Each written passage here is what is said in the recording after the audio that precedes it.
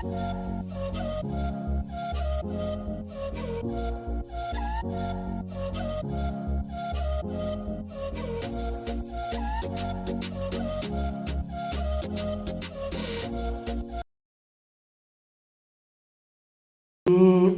খোৱা অনুভৱে তোমাকে বিচাৰে। হেল্ল' এভৰিৱান, কি খবৰ আপোনালোকৰ? ভালনে সকলোৰে? বিহু আহি পালেহিয়ে নহয়, তিলৰ যোগাৰ কৰিছেনে নাই? মই পিছে যোগাৰ কৰাৰ লগতে তিল চিকেন বনায়ো ভালো জানেনে। মানে বিহুৰ সময়ত এই চিকেনটো নাখালে আধৰুৱা যেন নিচিনা লাগে। অৱশ্যে বিহুৰ সময়তে মানে অন্য টাইমত তিলৰ কথা মনলৈ নাহিলেও বিহুৰ সময়ত কিন্তু অসমৰ সকলোজন থলুৱা লোকলৈ আপোনা এই তিলৰ কথা মনলৈ আহি যায়, নহয়নে? আৰু বিহুত তিলৰ অবিহনে একোৱে নহয়। তেন্তেহ'লে ব'লক আজি ময়ো তিল চিকেনখিনি বনাওঁ আৰু লগতে আপোনালোকৰ লগতে শ্বেয়াৰ কৰোঁ। ব'লক ভিডিঅ'টো ষ্টাৰ্ট কৰোঁ আৰু আপোনালোকে মোৰ ভিডিঅ'টো আৰম্ভণিৰ পৰা শেষলৈকে চাই থাকিব হা। ব'লক। এই ৰেচিপিটো বনাবলৈ মই ½ কিলো ব্ৰইলাৰ মাংস লৈছোঁ আৰু এইফালে গোটেইখিনি মছলা লৈ লৈছোঁ।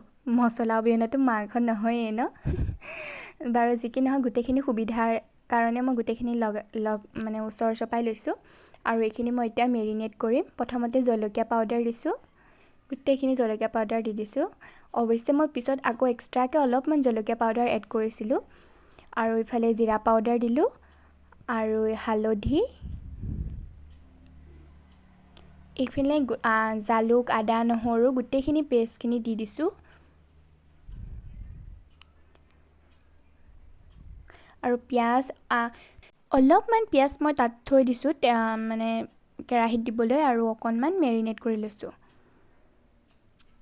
আৰু গোটেইখিনি ভালদৰে মিক্স আপ কৰি আৰু মিঠাতেল অকণমান দি দিছোঁ, তেতিয়া অকণমান ফ্লেভাৰটো বেলেগ আহে, ভাল লাগে খাই। আৰু মই 1 কাপ জোখৰ তিল লৈছোঁ আৰু এইখিনি প্ৰথমতে ফ্ৰাই কৰি লৈছোঁ, তাৰপাছত মিক্সিত পিচি ল'ম। আৰু এইখিনি অলপমান মেৰিনেট কৰি মানে 5-10 মিনিটমান থৈ দিব লাগে, কিন্তু মোৰ তাত ইমান টাইম নাছিলে, সেইবাবে মই অলপমান সময়হে থ'লোঁ, 2-3 মিনিটমান থ'লোঁ আৰু তাৰপাছত বনাই দিলোঁ।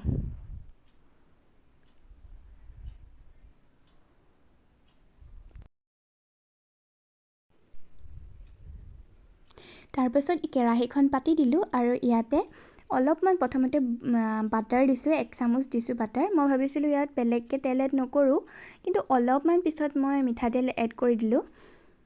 মই অকল বাটাৰতে বনাম বুলি ভাবিছিলোঁ, কাৰণ মানে তিলৰ পৰাও যে তেলটো ওলাই আহে। তাৰপিছত অলপমান মিঠাতেল দিলোঁ যে, অকণমান গৰম হোৱাৰ পিছত গোটেইখিনি মাংস দি দিলোঁ।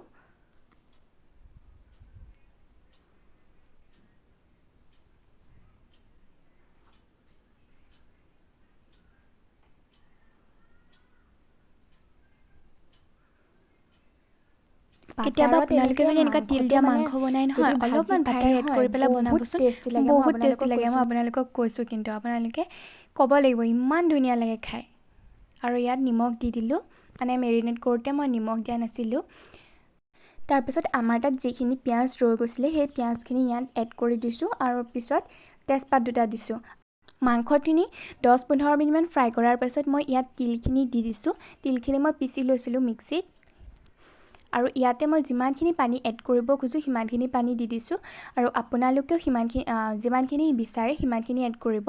বেছি কাঢ়ি কৰিলে ভাল নালাগে খাই, মই সেইকাৰণে অলপ গ্ৰেভি টাইপ বনাম। আৰু এনেদৰে আৰু আকৌ 10-15 মিনিটমান উতলিবলৈ দিম, যাতে পানীখিনি শুকাই যায়। আৰু এয়া চাওক, পানীটো মানে 10-15 মিনিটমান পাছত মই দেখাইছোঁ, মানে এইখিনি পানী শুকাই গৈছে, একেবাৰে নাইকিয়া হৈ গৈছেগৈ। আৰু এয়া মোৰ মাংস ৰেডি হৈ গ'ল। আপোনালোকেতো দেখিছে কেনেকুৱা ধুনীয়া হৈছে ন, আৰু খাবলৈও কিন্তু বহুত ভাল হৈছিলে। কালাৰটো দেখিছে ন। ব'লক এতিয়া ভাতৰ সাজখন সজাওঁ। আপোনালোকে নিশ্চয়কৈ ট্ৰাই কৰিব দেই। বিহু বতৰ যিহেতু, তিল সকলোৰে ঘৰত আছে, বা সকলোৱে ট্ৰাই কৰিবচোন দেই।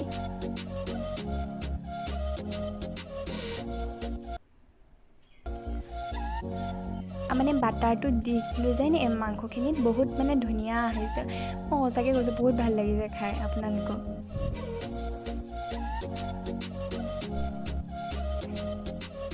আৰু ইয়াত নেমু 2 পিচ দি দিছোঁ।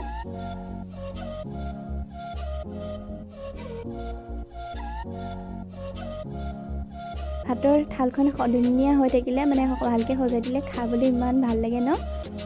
আৰু এয়া যে আচাৰ মায়ে বনাইছিলে, আপোনালোকক দিম ৰ'ব এদিন।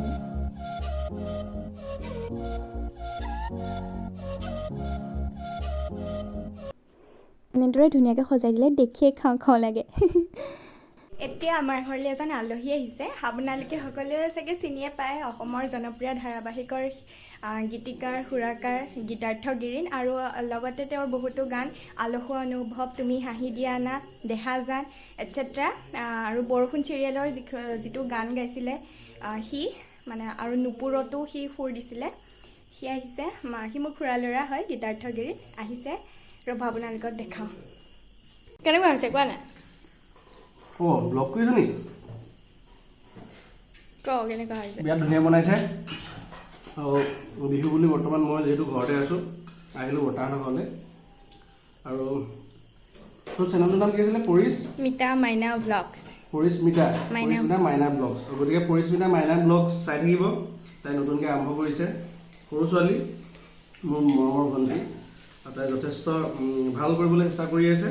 তাই সকলোৱে মৰম দিব, আশীৰ্বাদ কৰিব, তাই যাতে ছাবস্ক্ৰাইবাৰ বহুত বাঢ়ে। ইনফেক্ট ময়ো শ্বেয়াৰ কৰিম মোৰ চেনেলৰ পৰা। আৰু খুব ধুনীয়া বনাইছে। আজি তিল চিকেন খাই আছোঁ।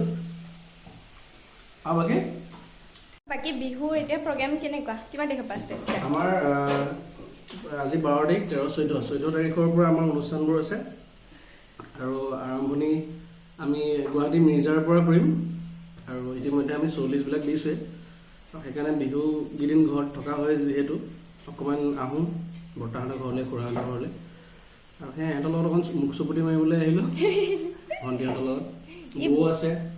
ই বহুত ফ্ৰী হয় কিন্তু দেই, একদম আমাৰ চবৰ লগতে এডজাষ্ট হৈ যায়। এইটো বছৰৰ জনপ্ৰিয় গীত আলসুৱা অনুভৱটো অলপ গুণগাই নে নাই? কেমেৰাটো চলে আন তেতিয়াহে পাৰিম, মানুহে নুশুনিব নহ'লে। আলসুৱা অনুভৱটো বহুত মানুহে ভিউজ বহুত আহিছে। আৰু ইতিমধ্যে আমাৰ 2 মাহ কমপ্লিট নহওঁতেই 1 মিলিয়নৰ ওচৰা-ওচৰি হৈছে। মানে 2 এদিনতে 1 মিলিয়ন চুব আৰু 9,50,000 কমপ্লিট কৰিছে। আৰু 50,000 হ'লেই 1 মিলিয়ন হ'ব। আৰু ৰিলছো প্ৰায় 70,000 প্লাছ ৰিলছ। আৰু এইফালে জিঅ' ছাভনতো বহুতে শুনিছে। গতিকে ভাল লাগিছে ইমান মৰম দিয়াৰ বাবে। আৰু ধন্যবাদ আটাইলৈ। অসমবাসীৰ ৰাইজলৈ আগন্তুক ৰঙালী বিহুৰ হিয়াভৰা শুভেচ্ছা জ্ঞাপন কৰিছোঁ। পৰিস্মিতাৰ, মোৰ ভণ্টি পৰিস্মিতাৰ ব্লগছৰ চেনেলৰ জৰিয়তে সকলোলৈ ৰঙালী বিহুৰ বহুত বহুত শুভেচ্ছা আৰু শুভকামনা। আলসুৱা অনুভৱটো যিহেতু শুনি আছে, গতিকে এই অনুৰোধ কৰিছে অকণমান গুণগুণাই দিছোঁ। আলসুৱা অনুভৱে তোমাকে বিচাৰে, জিয়া জিয়া মৰমে তোমাকে কাষতে, আউলি বাউলি মন তোমাতেই যে মগন, প্ৰেমৰে ইশাৰা বুজানাচোন, তুমি তুমি তুমি মোৰ, তুমি তুমি তুমি মোৰ, তুমি তুমি তুমি মোৰ, তুমি তুমি তুমি মোৰ। ধন্যবাদ। আৰু পৰিস ব্লগ চাই থাকিব, সকলোৱে ছাবস্ক্ৰাইব কৰিব। পৰিস্মিতা ব্লগ চাই থাকিব। মোৰ বাৰে বাৰে খেলি মেলি হৈ গৈছে। পৰিস্মিতা ব্লগ, আকৌ এবাৰ কৈছোঁ, পৰিস্মিতা ব্লগ চাই থাকিব, সকলোৱে মৰম দিব, আশীৰ্বাদ কৰিব। তাইক সৰু ছোৱালী, কলেজত পঢ়ি আছে। আৰু তাই এবাৰ বিকম, হয়নে? বিকম। গতিকে খুব মৰমৰ ভণ্টি। আৰু 3 বছৰমান আছে বিয়া হ'বলৈ। গতিকে সকলোৱে মৰম দিব, তাই কামনা কৰিছোঁ। ঠিক আছে, ধন্যবাদ আটাইলৈ। আৰু ব্লগবোৰ চাই দিব তাই। তাৰ ৰিহাৰ্চেল ইয়াতে হৈছিলে, মই তাত দেখাম বুলি ভাবিছিলোঁ, কিন্তু লাষ্ট ডে হৈ গ'ল, মই সেইদিনাখন যাব নোৱাৰিলোঁ। পিছত গম পাইছোঁ যেতিয়া গুৱাহাটীলৈ গুচি গ'ল। বাৰু যি কি নহওক, ভিডিঅ'টো চাই থাকক। আৰু এইটো গীতাৰ্থ গিৰিনৰ ভাই, সি বহুত লাজ কৰে, কেমেৰা ফ্ৰেণ্ডেড নহয় একদম। নিমকি বনাই আছে। আৰু এইটো কৰ্দৈ ন? কৰ্দৈ বনাইছে। এফালে চেনি পানী দিছে, কৰ্দৈটো দি দিব ইয়াতে।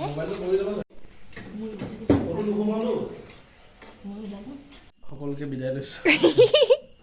ৰঙালী বিহুৰ আন্তৰিক সেৱাৰ শুভেচ্ছা জ্ঞাপন কৰিছোঁ সমূহ অসমবাসী ৰাইজলৈ আৰু পৰিস্মিতাৰ ব্লগৰ সমূহ দৰ্শকলৈ। আপোনালোকে চাই থাকিব, উপভোগ কৰি থাকিব, তাৰে কামনা কৰিছোঁ। সকলোৰে মংগল হওক, ভালে থাকক। বিহু খাব আহিবা। নিশ্চয় আহিম। Bye bye. Bye bye.